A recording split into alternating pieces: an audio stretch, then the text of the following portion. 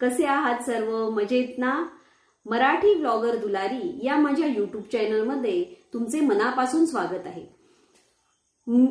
तुमच्या ज्या काही मनात चांगल्या इच्छा असतील त्या स्वामी पूर्ण करोत ही मी स्वामी समर्थ चरणी प्रार्थना करते. उद्या आहे वसुबारस. वसुबारसमध्ये गाय आणि वासरू यांची पूजा केली जाते. आणि उद्या काय आहे? रमा एकादशी पण आहे. रमा एकादशी आणि वसुबारस आणि प्लस गुरुवार असे तिहेरी योग उद्या जुळून आलेले आहे. तर आपल्याला वसुबारसला गाईला कोणता नैवेद्य दाखवायचा, कोणता चुकूनही नैवेद्य दाखवायचा नाही. आणि आपल्याला तुळशी समोर जो दिवा लावायचा आहे तो कोणता लावायचा आहे, तो कोणत्या धातूचा असावा आणि त्याची वात कुठल्या दिशेला असावी याबद्दलची थोडी माहिती आपण घेणार आहोत. वसुबारस म्हणजे काय? तर दिवाळीचा पहिला दिवस हा वसुबारस म्हणून साजरा केला जातो. तर या दिवशी काय करतात? सकाळी स्नान करून उंबऱ्याला हळदीचं लेपन करायचं असतं. कारण वसुबारस पासून दिवाळी सुरुवात होते म्हणून. आणि परत उद्या काय आहे? गुरुवार. तर गुरुवारी आपण तुळशीला पाणी न वाहता काय वाहतो? दूध. तर त्या दुधामध्ये एक चिमूट हळद टाकायची आणि ते 2-4 चमचे दूध तुळशीला व्हायचं आहे. तर उद्या आहे वसुबारस. तर वसुबारस म्हणजे काय? समुद्र मंथनातून निघालेल्या नंदा नावाच्या गायीला हा दिवस समर्पित केलेला आहे. कारण हिंदू धर्मात गायीला अतिशय महत्व आहे. आपण गायीमध्ये 33 कोटी देवांचा वास आहे असे मानतो. म्हणून या दिवशी गाय व वासरू यांची पूजा केली जाते. याच दिवशी लक्ष्मी आगमनासाठी कामधेनूची देखील पूजा केली जाते. व एकादशीला विष्णूची पूजा करतात. म्हणून रमा एकादशीला श्रीकृष्णाची पूजा केली जाते. आपण ही पूजा कशी करायची हे बघू. जर तुमच्याकडे जर गाय असेल तर तुम्ही प्रत्यक्ष गायीची पूजा करू शकता. नसेल तर मूर्तीची किंवा गाय व वासरू यांची रांगोळी काढायची, त्याची पूजा करू शकता. किंवा तांदळाने गाय व वासरूची प्रतिमा तयार करायची. असं तुम्ही करून पूजा करू शकता. जर प्रत्यक्ष गायीची तुम्ही पूजा करणार असाल तर गायीच्या पायावर पाणी ओतून, गायीला हळद कुंकू वाहून, तिला थोड्या अक्षता वाहून, तिच्या गळ्यात एखादी फुलाची माळ घालून तिची पूजा करायची. जर तुम्ही मूर्तीची पूजा करणार असाल तर पाटावर एक छान लाल वस्त्र अंथरायचं, त्यावर रांगोळी काढायची.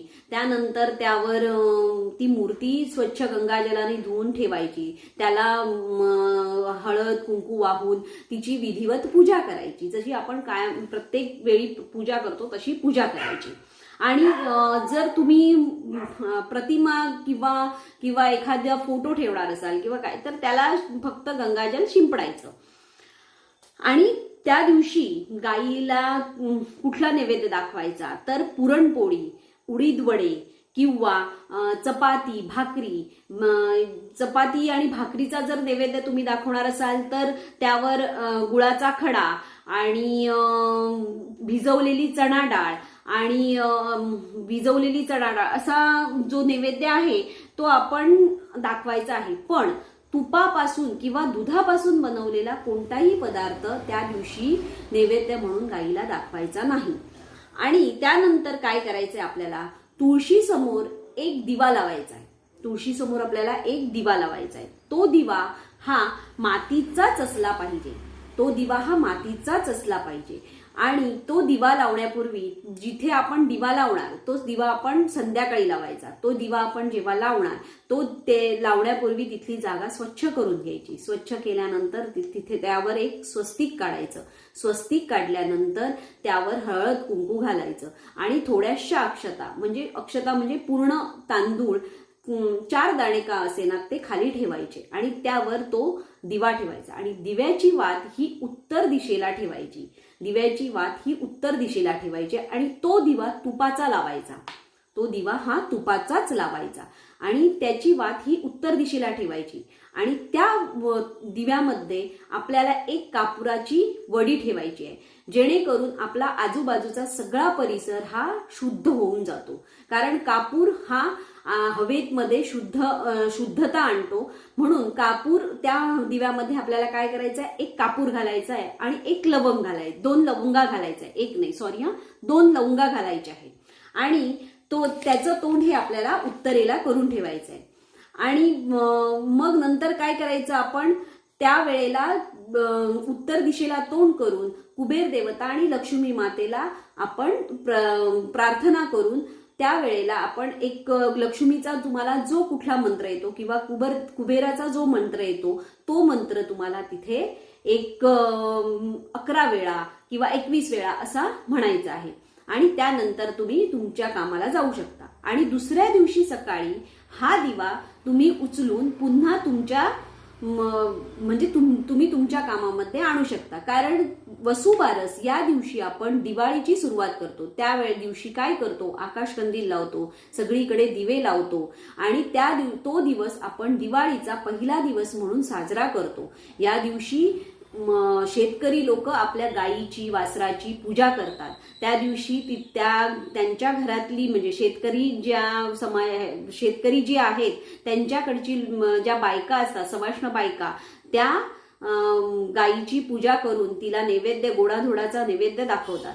अशी प्रथा आहे. त्यामुळे आपल्याकडे जर प्रत्येकाकडे गाय असते जाता असं नाही, त्यामुळे आपण मूर्तीची पूजा जरूर करावी. आणि रमा एकादशीला मुलांसाठी आई उपवास करते. कारण मुलांच्या दीर्घायुष्यासाठी, मुलांना चांगलं शिक्षणात प्रगती व्हावी यासाठी आई उपवास करते. जर जमला तर तुम्ही देखील उपवास करा, कारण ते मुलांसाठी खूप चांगलं आहे.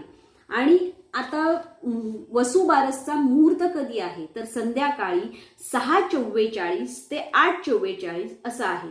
6:44 ते 8:44 याच वेळेत तुम्हाला वसुबारस म्हणजे गाय आणि वासराची पूजा करायची आहे.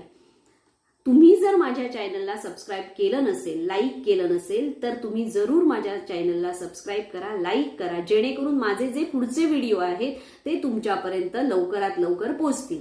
धन्यवाद.